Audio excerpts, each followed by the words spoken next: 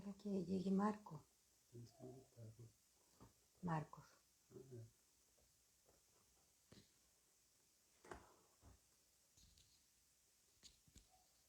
Agregar un comentario. Llama a Marco.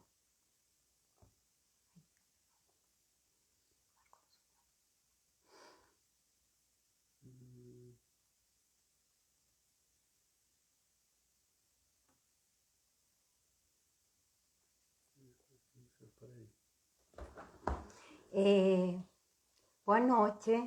Estamos esperando que Marcos fique conosco, Marco Alexandre, que vai compartilhar comigo esta live. E, por enquanto, estou muito feliz que vocês estejam aqui. Estou muito contente. Está sendo uma experiência nova mesmo. E queremos falar a nome de todo mundo. Vamos a pedir aí Marcos. Marcos chegou conosco. Se vai unir. Estamos esperando que ele esteja conosco aqui. Ei, Marquito. Ei, Sarita. Tudo bem? Eu tô bem, lindeza. E você? Tô nervoso.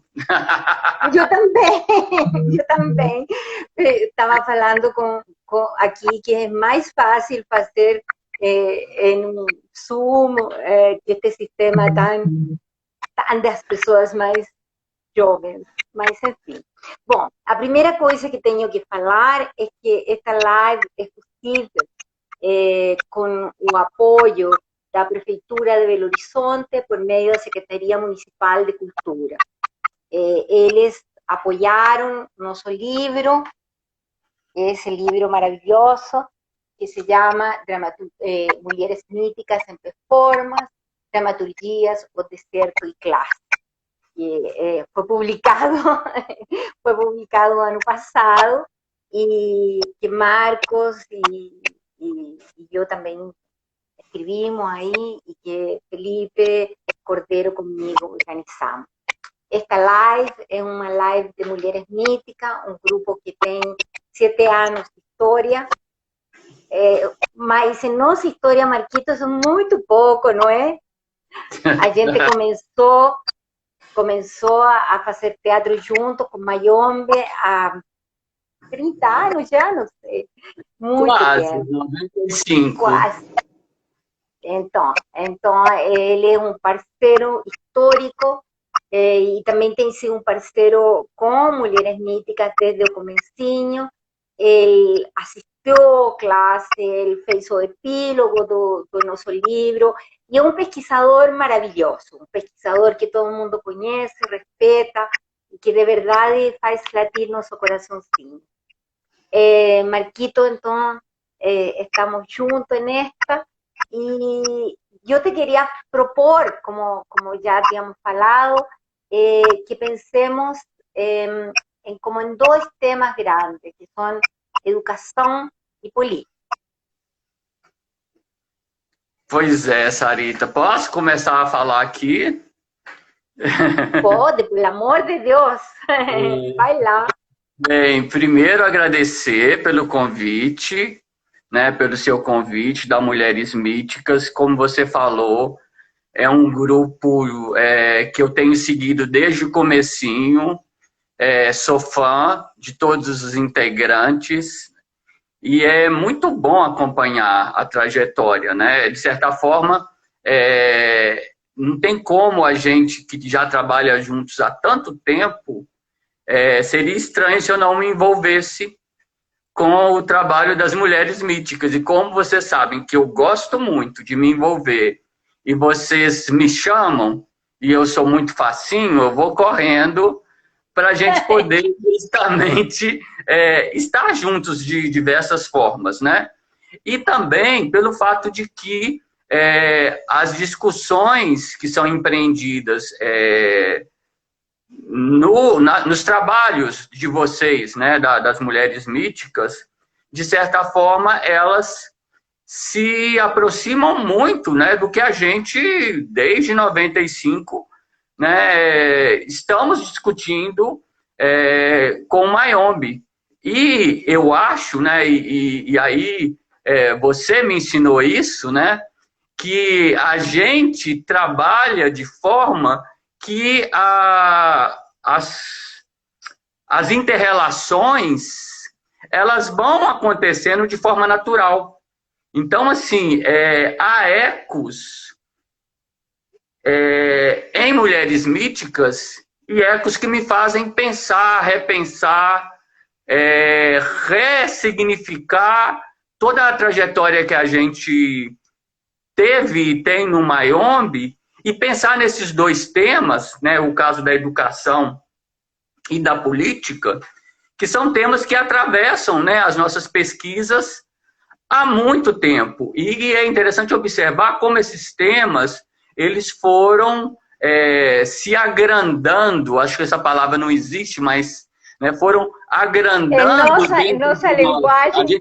A gente cria linguagem específica nós dois, tanto com português quanto com espanhol. Então, assim, vai agrandando, sabe, no nosso coração, no nosso ser, né? Eu estava revisitando o livro, né? Que você já falou, já mostrou, e é muito interessante observar como que no livro esses dois temas eles se fazem presentes nas duas propostas, né? Hoje a gente está aqui para falar de classe, mas assim, não tem como não falar de classe sem não pensar, sem não falar sobre a educação.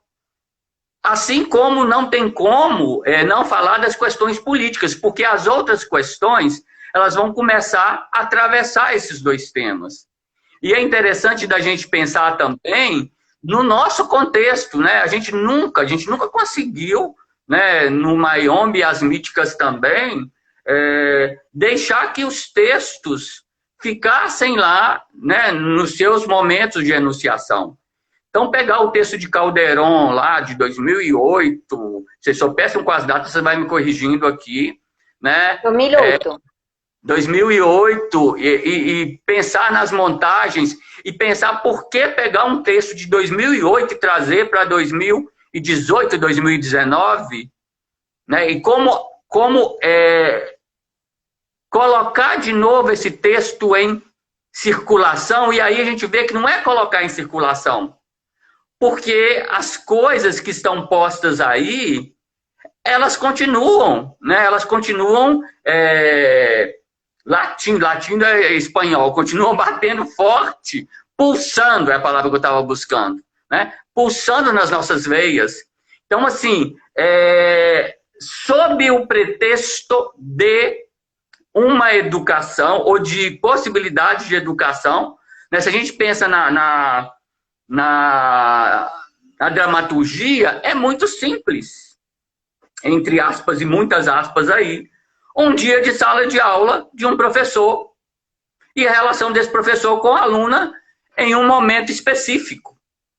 Mas aí é interessante ver como que esse momento específico ele vai, né, agrandando, alargando, tomando novas dimensões na vida dessas duas pessoas, desses dois sujeitos, e como que por detrás do pretexto da educação as coisas vão abrangendo. E é interessante observar como isso serviu, né, para o autor, para ele trazer a situação política de seu país, né? Tá no livro, vocês comentam bem, né, que surge de um movimento que aconteceu no Chile em 2006, né, um movimento proposto pelos estudantes secundaristas, né, mais de 600 mil, se não me engano, né, é conhecido como a Marcha dos Pinguins. E aí é interessante observar, né, não, perdão, pode falar. É que o uniforme do segundo grau no Chile era com gravatinha, e então a imagem era de pinguins caminhando mesmo. Então, é uma ideia que tinha a ver também com uma coisa afetiva, porque ele era muito novo, ou seja, só um segundo grau mesmo. E se a gente observa o movimento dos pinguins, né, que a gente vê que tem uma certa harmonia, entre aspas, e como que essa harmonia se dá na construção de um movimento a partir de uma proposta estudantil. Isso é muito interessante. Né? E como que isso, 2006 para 2008, retomar esse mote político, né? A partir, né, da desconstrução da sala de aula. Porque é isso que acontece. É uma construção, uma reconstrução e uma desconstrução dessas duas personagens que estão aí, tanto, né, o professor quanto a aluna. Desculpa que incomoda, mas tem muito a ver com, eu acho que com o fato de que Guillermo Calderón, o dramaturgo, que de verdade é um dos dramaturgos que eu mais gosto, e que por isso também foi um prazer imenso poder montar um texto dele, ele coloca sempre as personagens em uma contradição dialéctica, ou seja, todas essas personagens sempre estão lutando com elas mesmas. Não existem os bons, não existem os ruins, sino que existem contradições em todas as pessoas. Existem contradições fortes. Por exemplo, en estudiantes que es de alguna manera todas zen, que está pensando no yoga y no sé o qué, y que por otro lado ela ve o que están haciendo seus colegas lá fora, el movimiento y todo eso. Por un lado rejeta esos profesores que son amargurados y que tienen muita coisa, mas por un otro lado ela entende essa história. E o professor, por sua vez, tem uma história que também combateram em algum minuto, que a vida los tirou para baixo. E essa vida nos tirou para baixo, eu acho que foi um mote importante para montar. Porque com tudo que tem acontecido no Brasil, o sentimento de continuar acreditando e continuar lutando y de continuar pensando que es posible un mundo más justo, una educación más igualitaria, un pensar, digamos, fuera de las márgenes del racismo, del sexismo, y más con respeto por el otro, también con cualquiera. Es una cosa que comenzamos a sentir que no es posible. Então, montar essa pieza, colocar em discussão esse tema, colocar essa utopia que está enfraquecida e levá-la, e ir todo o processo, ou seja, desde a tradução do texto, com pensar cada palavra, como ia encaixar, até o momento de colocar no palco, aí chega as luzes, llegan a trilha y todas comienzan a componer, como usted falou, una sala de aula que no es una sala de aula, que volta a ser una sala de aula y que sai para fora y que entra, es todo eso. Y yo acho que para nós, para você, para mí, el fato de estar en la universidad, durante todo este período, 2018, 2019, estar en la universidad y vivir todo lo que está aconteciendo, ¿no? Lá dentro, esta pieza começa a ser mais atual, porque nós vemos em nós mesmos essa força de querer ensinar, mas por um outro lado uma raiva de como estão as coisas, de que você não quer mais, etc. Então, essa luta também é nossa luta. Exatamente, e é essa construção, desconstrução dialética que você faz, que permite que as personagens cresçam e de certa forma, elas invadam as nossas corporeidades como espectadores. Né? Isso é muito legal ver isso acontecendo. Né? Como que a personagem da aluna ela vai se desconstruindo, suas fraquezas e vendo as suas qualidades e do professor também. E o mais interessante, né, é pensar como vocês trazem essas personagens, né? Para mim, o mais da montagem é justamente dar voz, né, nessa personagem que para o autor é um professor, né?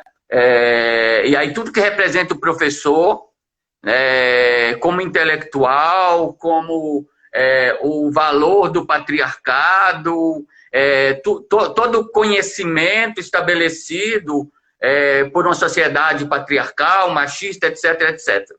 E quando vocês colocam, né, quando você coloca, quando o grupo topa e traz, né, duas personagens para vivenciar esse professor, professor, professora, isso é fantástico, porque aí a gente vê como que a dialética se estabelece nos corpos dos atores em cena para eles darem conta de vivenciar esses dois lados, esses lugares. Então, assim, é muito lindo ver, né, o duplo, né, Luísa e Felipe, Felipe e Luísa, se desdobrando, se transformando, e há momentos que eles são uno, que eles são um, e há momentos é como se os corpos brigassem para tomar o seu lugar de fala. A gente fala tanto em lugar de fala, porque tem falas, e aí como que vocês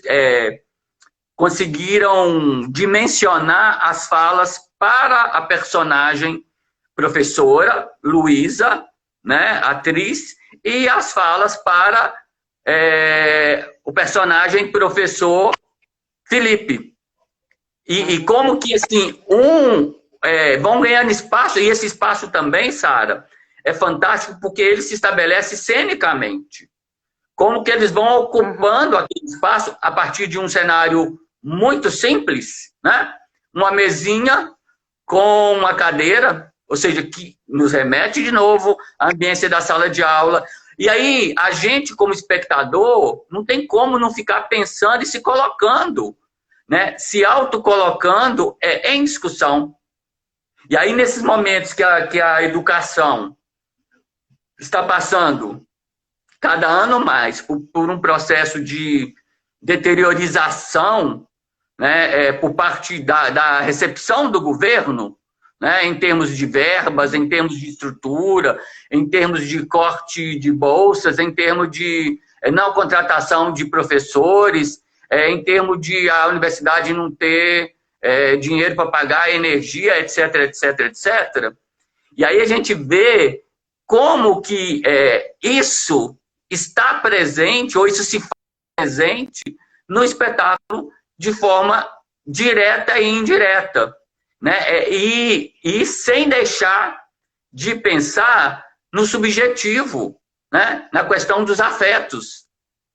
Esses professores, né? Essa personagem... A política passa por... A política Exatamente. passa por los afectos, ou seja, Exatamente. esse é um ponto central que o grupo pensou com essa montagem, com a montagem que estamos tentando construir neste minuto, que é Hilda Peña, de outra dramaturga chilena, Isidora Stevens, uma que começaremos, que é de Santiago Loza, um argentino que se chama A Mulher Porca, que já estamos trabalhando muito, gente. Bom, em todas essas montagens, o afeto e a política se constroem juntos, porque não é possível pensar em uma sem a outra.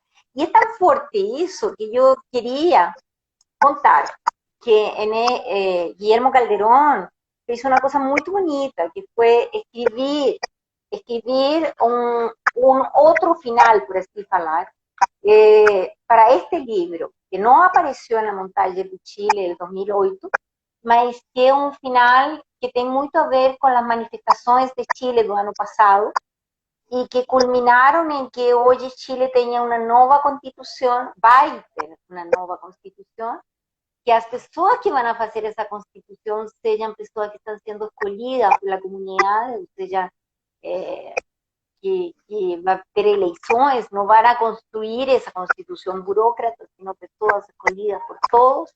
Y bueno, él escribió un nuevo final. Y en ese nuevo final, él, a diferencia del final del 2008, en que él no escutaba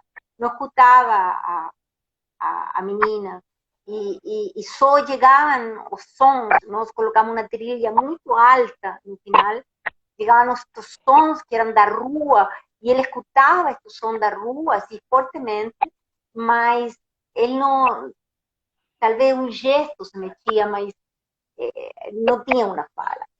Crea una fala Guillermo Calderón, y yo quería falar só un pedacinho de eso. Fala él,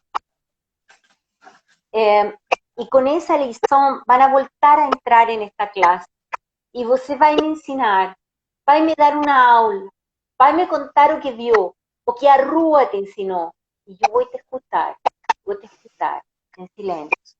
Y yo acho que ese es el acto principal de educación, o sea, aprender a escutar, ¿no? Cuando conseguimos escutar al otro, es cuando crecimos. Aquí alguien escribió que de alguna manera un acto de conocimiento, un acto político y un acto de arte. Isso tem tudo a ver com o que tu falando. Exatamente, Sara. E aí eu também não resisti, porque eu também fui retomar esse novo texto, né? Isso é fantástico. E também isso vai ao encontro de algo que eu acredito muito, da necessidade, né, de trazer o texto para o nosso contexto, para um novo lugar. Uhum. Né? Então, Calderón ele se dispõe a fazer isso, né? E ele dá para vocês de presente. Isso é maravilhoso. Não são todos os dramaturgos que fazem isso. E aí, né, ele fala, o que é a ética? Eu não sei. Mas na rua, eles sabem. Escuta. E ele vai fazendo perguntas, né, que nos faz pensar em muitas coisas. Quem atirou a bala? Política. Por que a dispararam? Teoria do Estado. Com que dinheiro a compraram? Economia política. Por que apontaram na cabeça? Psicologia humana, história, o horror. E continua fazendo perguntas muito fortes. Balas hoje continuam sendo apontadas, disparadas na cabeça de pessoas inocentes que passam pela rua. Crianças continuam recebendo balas achadas, porque para mim não são perdidas. Isso até me emociona. É muito forte como é que ele faz isso, né? Como é que ele mexe, como que ele desestrutura isso, e a partir do movimento das crianças lá fora, né? Que é o que a gente hoje continua pensando, a nossa ferramenta ainda. Mas é sair... interessante. Sim, por favor. Uma coisa que eu acho interessante é que no 2008 ele questionava esse menino que estava na rua, falando, bom, você é também um burguês, de alguma maneira, que o que quer é que o capitalismo te abrace. E era uma crítica, de alguma maneira, coerente no marco chileno, porque quem saía à rua era, finalmente, quem podia estudar. E quem pode estudar no Chile, geralmente, tem que ter alguma estrutura, porque foi acontecendo, e aconteceu há muito tempo já, o que está acontecendo hoje aqui, que as pessoas que menos têm, cada vez estão ficando mais longe das estruturas. Estão ficando mais longe porque vão ter que sair a trabalhar, porque não tem dinheiro nem para ônibus, etc, etc, etc. O quanto que nós conhecemos. Mas é interessante que o dramaturgo, de alguma maneira, vive um processo tão forte de escutar, que percebe que no 2019, na verdade, no Chile saíram os meninos em 2006, em 2011, e assim sucessivamente, porque, claro, a universidade era paga. Até hoje, digamos, tem hoje mais mais possibilidades, mas continua sendo muito sentido paga. Então, os estudantes saíram à rua muitas vezes.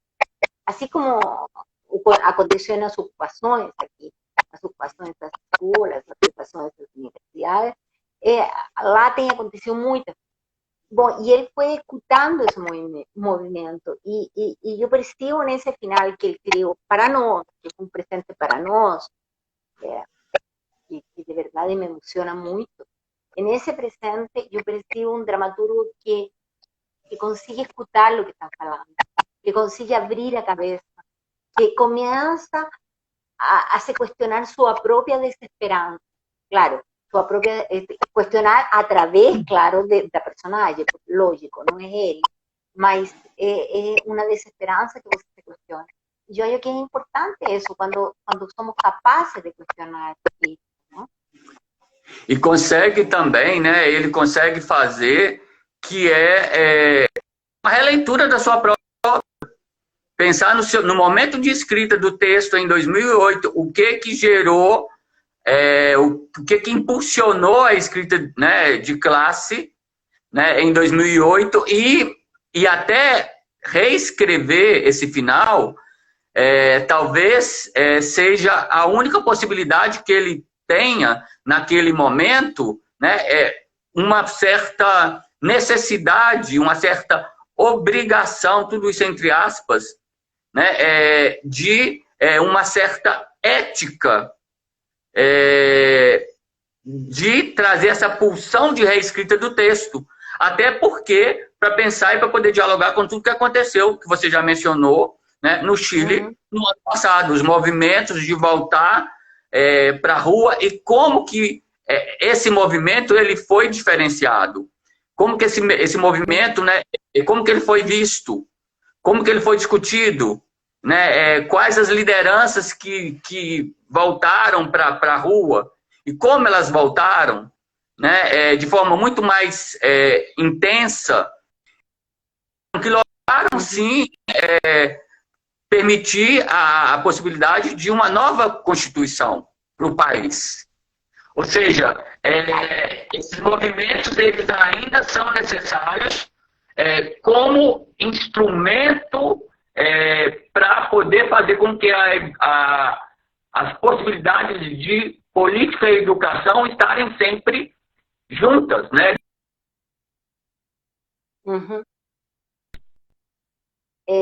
Eu não sei se Marco caiu, parece. Caiu?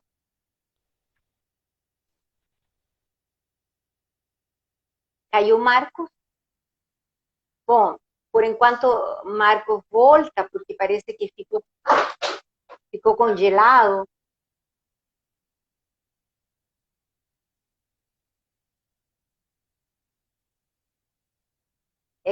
A ver, deve ser Marco, porque está acertando. Travou.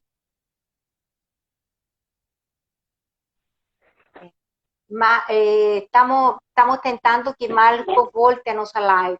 Por enquanto, eu vou ir contando. Aí está voltando, Marco. Sim, sim. Estou vindo para perto do... Engraçado que eu estava te vendo. Estou vindo para perto do modem. Vê o que acontece. Vou ficar segurando o celular aqui. Perfeito. E aí é foda, porque então, eu tremo, né? Não importa. Bom, enfim, eu estava contando, vou contar que, por enquanto, que tem muitas mensagens para nós, muitas de parabéns, de felicitações, de citações, de reflexões conosco, estão citando Paulo Freire, o que te falei antes era de Paulo Freire, estão falando, digamos, das situações, por exemplo, de lo que significa o cansancio que estamos viviendo y cómo eso también es un acto de resistencia. Tem muita gente están riendo de nuestra tecnología aquí, claro, riendo de nuestra cara, porque normal, porque aí porque você está caindo por tudo isso, mas enfim, estão muitas observações para nós. Estou muito contente. Temos mais de 30 pessoas acompanhando-nos. Eu E não depois consigo a ler gente aqui. vai e a gente vai colocar também, vai colocar esta live depois no canal de YouTube de Mulheres Míticas, então vai ter mais gente que hoje não podia estar conosco para isso. Aí a Júlia Morena está falando que somos maravilhosos, isso a gente já sabe, então não tem problema. E a Júlia é suspeitosa. Mas, Sara, isso é muito bom a gente pensar, porque as pessoas, né, que eu imagino, porque eu não estou conseguindo ver aqui as pessoas, o negócio não está subindo. São pessoas que, de certa forma, nos acompanham, dialogam com a gente, têm o mesmo tipo de pensamento que a gente, mas eu acho que é importante a gente falar e discutir aqui também o poder que o texto, que esse texto especificamente do Caldeirão tem classe, de chegar a outras estruturas, a outras camadas, né, a outros sujeitos, que eu acho que essa é a função do teatro. Né? E aí, né, o tempo que o Classe ficou em cena, a gente pode perceber isso durante as apresentações, né? Como que o espetáculo chega em vários públicos, né? Em outros públicos, tanto nos públicos, né, nos mais jovens quanto nos mais experientes, ou seja, esse texto ele comunica justamente isso aí, a meu ver, porque ele traz essa particularidade de mediar vários temas para poder falar a partir da educação e da política. Não tem como não deixar de pensar nesses sujeitos, nesses professores. Né? Atualmente que a gente está pirando, dando aula online, né? Para entender esses professores, né? As personagens, o professor e a professora, com que a gente tem vivenciado atualmente no nosso cotidiano. Exato. Como continuar, como manter. É muito interessante isso que você está falando. Eu me lembro que nossos ensaios foram no Centro Cultural da UFMG. Isso é interessante, porque era a nossa universidade, a universidade pública da cidade, que está abrindo as portas para que a gente pudesse ensaiar. Depois, quando apresentamos no Centro Cultural do Banco do Brasil, deixamos o dia 8 de março. Lembra que era o Dia das Mulheres, e a gente tinha apresentação. Então, deixamos a apresentação de graça, não paga, digamos, para as mulheres. E chegou muita gente, muita, tinha uma fila gigante e de gente muito diferente. E foi exatamente isso que você falou, a possibilidade de descobrir que você pode chegar a diferentes tipos de público. Um texto que a linguagem, as palavras são acessíveis.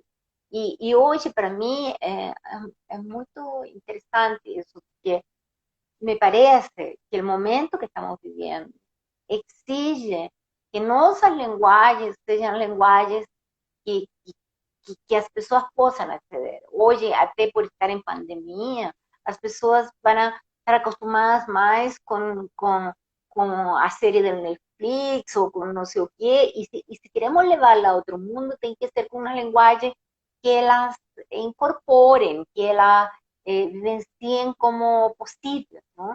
E eu acho que essa palavra rápida de Guillermo Calderón, essa coisa de son monólogos longuísimos, mas son pa. O sea, yo estoy falando que esto es política, si eso no sé qué, esto no sé qué, esto no... Então, você tem que necessariamente tua cabeça se mover e isso. E na montagem, a gente incorporou, quando você falou disso, por que incorporamos esta outra personagem? Incorporamos por três razões. A primeira é porque eu acho que a questão dos valores conservadores não são exclusivos dos homens. As mulheres também temos valores conservadores.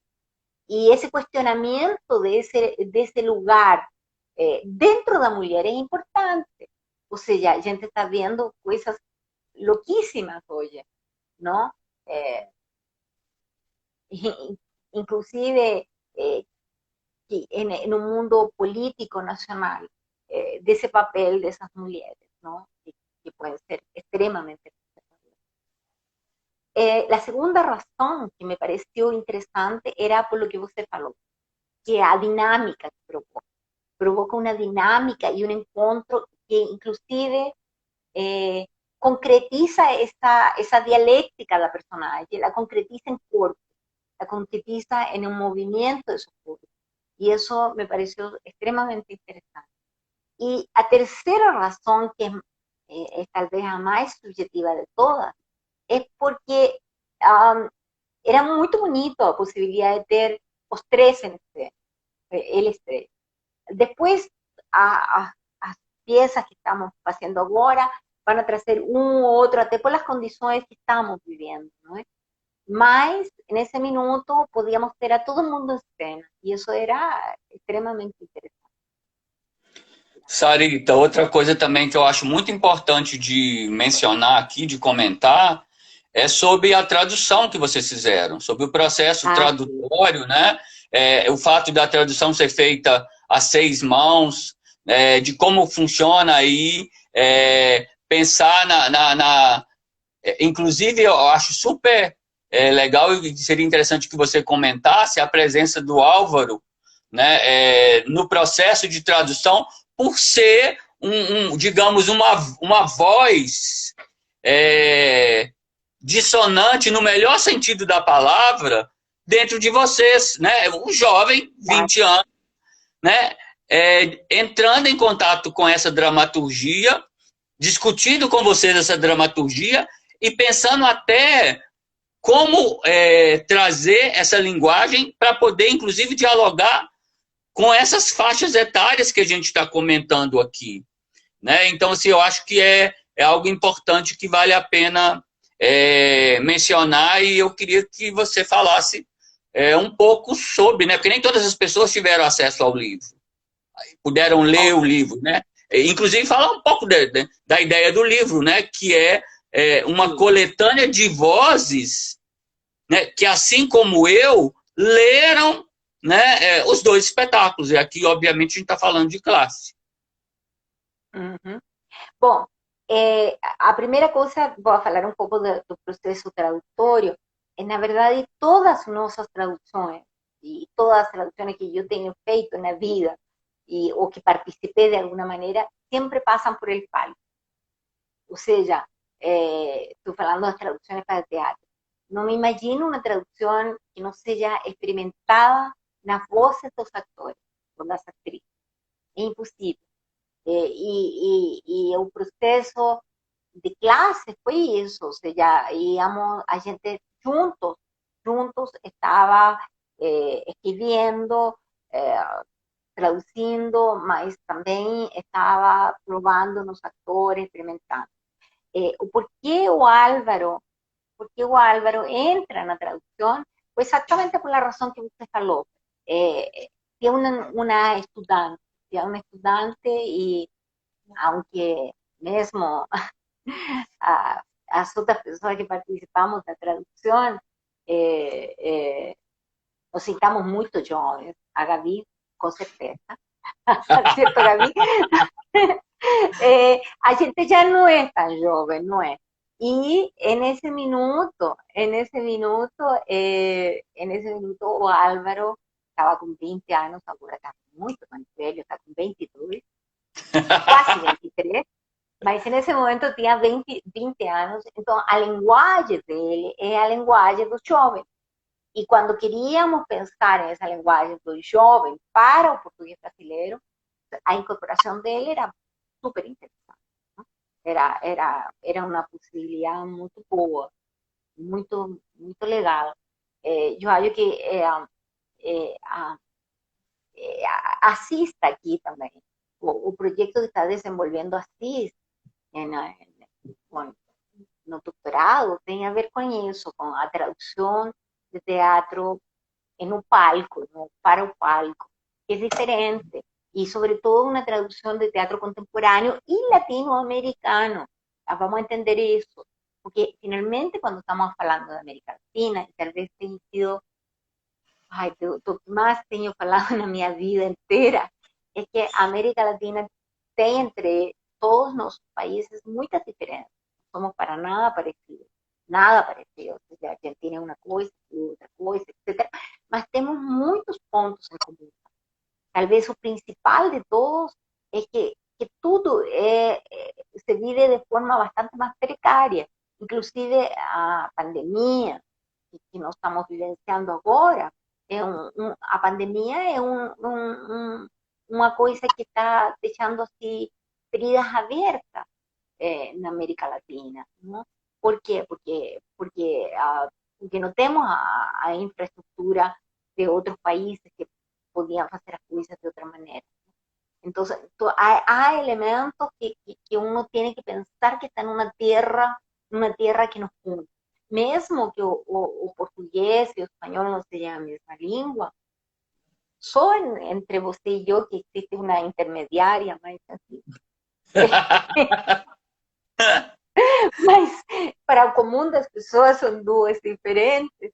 E aí esse processo tradutório se vive no corpo do ator, não? E a incorporação de alguém jovem nos permitia ter esse corpo jovem. Isso que você está falando, para mim, é fundamental, né? Eu tive, né, a felicidade de assistir 2 ensaios, né, durante o processo, né, que vocês estavam construindo ainda lá no Centro Cultural da FMG. Uhum. E é muito legal, foi muito interessante e importante para mim ver esses 2 momentos, né? Primeiro é assim, de vocês abrirem a obra, né, abrir um ensaio para a gente poder ir lá e pitacar, falar sobre as nossas impressões, etc, etc.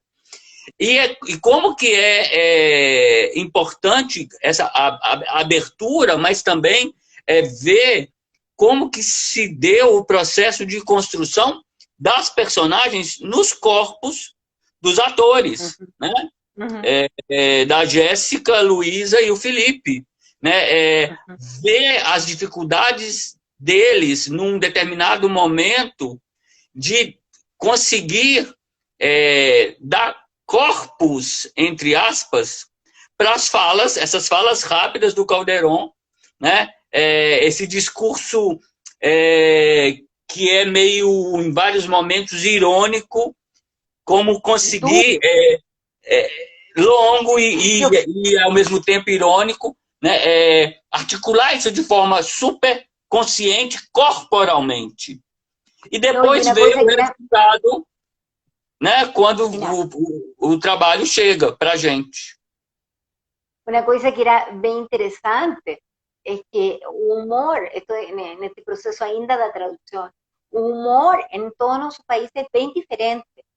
Então, eu falava, gente, Felipe, gente, Luísa, aqui tem, aquilo que ele está fazendo é uma piada. Piada, Sara, e não tem piada nenhuma. Não tem piada nenhuma, que piada tem aí? Então eu falava, bom, vamos construir a piada, porque é uma piada, gente, é uma piada. Então, isso era muito bonito. Bom, o livro, a segunda pergunta que você me fez. O livro é o produto. Primeiro, é uma edição maravilhosa da editora Javali. E segundo, é o produto do trabalho de todo mundo. Ou seja, está organizado por Felipe e por mim, mas tem os dois textos dramáticos inteiros, e tem estudos feitos por muita gente. Aqui, vou nomear alguns deles. Por exemplo, tem uma entrevista que Felipe fez a Carlos Franz, que é o autor o romance El Desierto, que sirve de inspiração ao deserto, que vai ser a próxima live, gente, apontem aí tempo, porque van a conversar com a Gabi e com a Júlia Moreno. Depois tem textos de Felipe, de Gabriela Figueiredo, de Jéssica, de Guilherme Diniz, da Júlia, de Jéssica, de Luisa Lagoero, de Bruna Khalil, de Maraísa Lavanca, de Pedro Khalil, de João Santos, de Luca Resende, de Sara Fagunde, de você tentando pensar todo junto. Tem sido uma experiência muito, muito renovadora. Eu acho que estamos muito felizes de você. Assim como essa peça, ou seja, é o texto dramático.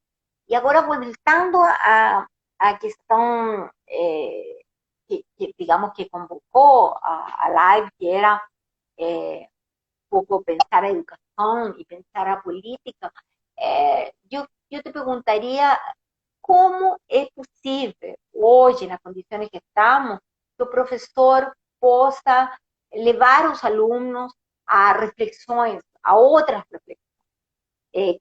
Porque isso é, de alguma maneira, o que os professores fazem. Com muito problema, com questionamento, com tudo, mas no texto dramático, eles tentam, eles ficam numa reflexão e em uma viagem interplanetária deles, e a aluna, de alguma maneira, chega também à sua própria reflexão. E isso é como o que vai provocando o não. Mas cada vez que nós entramos numa sala de aula, a gente cria espaços de reflexão. Então, eu me gostaria de saber, você, como professor, como artista, né, de alguma maneira, como está conseguindo fazer essa reflexão neste momento e como está conseguindo romper esse lugar distópico do qual estamos falando, do qual estamos vivendo. Nossa, Sara, essa sua provocação ela é muito importante. Vou tentar aqui falar um pouco.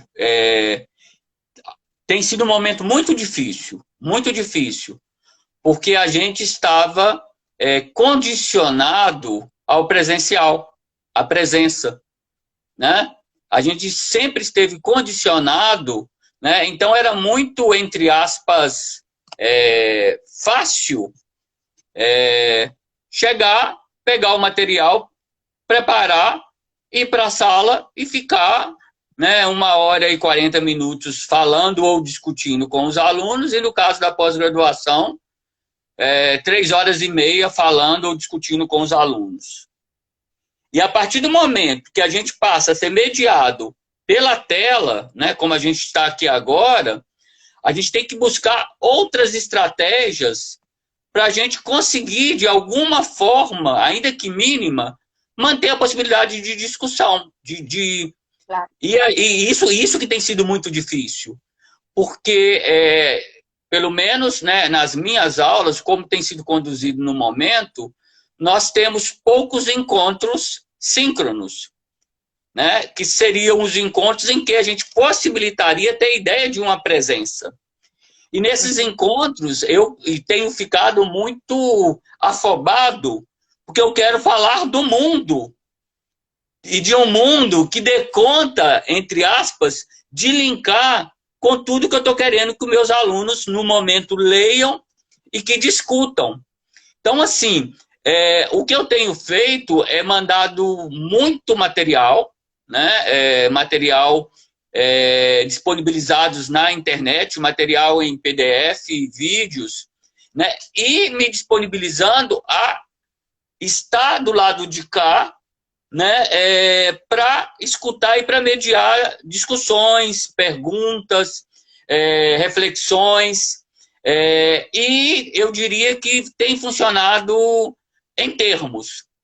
Porque você consegue manter a utopia? Eu sempre. Você sabe disso. Você sabe que o que me move nesse mundo é a utopia. Né? Isso desde sempre. Eu sou um sujeito utópico.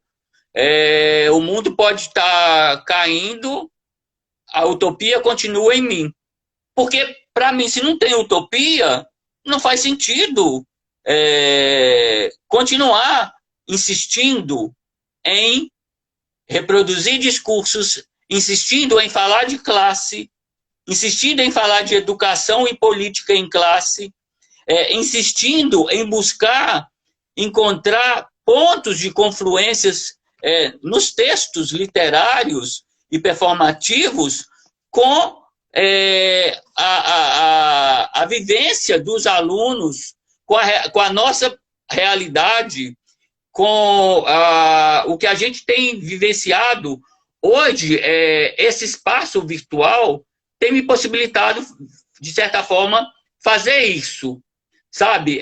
Eu sei que a gente tem um esgotamento de lives, né? Um mundo de lives que todo dia... É só a gente abre o Instagram, a gente vê fulano entrou, fulano entrou, fulano entrou, mas aí eu acho que as pessoas têm se colocado, as pessoas têm falado. O corpo pede. Então, não dá para você ficar só na sua casa. Então, você tem que falar sobre as suas angústias, sobre o que você está sentindo. E esse espaço é um espaço também para isso. E isso é um espaço que acho que a gente deve aproveitar e tentar levar para a discussão, para a sala de aula, e aí pensar nos textos como motivadores para isso. É o que o Classe faz, né? Todos os textos. Esse semestre, uma disciplina que eu estou trabalhando é sobre performance. Então, estou trazendo vários performers que eu acredito que as textualidades deles provocam inúmeras discussões que os alunos podem fazer com eles mesmos. Então, estou trazendo Juliana Felipe, Ressussa, Gomes Penha, que eu nem gosto tanto, Carmelita Tropicana, Astrid Haddad, e assim, o que os alunos podem tirar disso? Eu sinto que quando estamos fazendo isso, nós estamos falando, finalmente, estamos fazendo arte, estamos construindo arte, estamos falando de política. Eu acho que a sala de aula, por isso que esta obra me parece importante, a sala de aula é um espaço legítimo, um espaço que, no qual podemos pensar mundos diferentes. ¿No? Com certeza. Estou muito feliz que chegou Artusi por aqui, chegou muita gente, estou muito feliz porque van aparecendo mais e mais pessoas. Mas, Marquitos, se nos está acabando o tempo, temos 5 minutos. Já.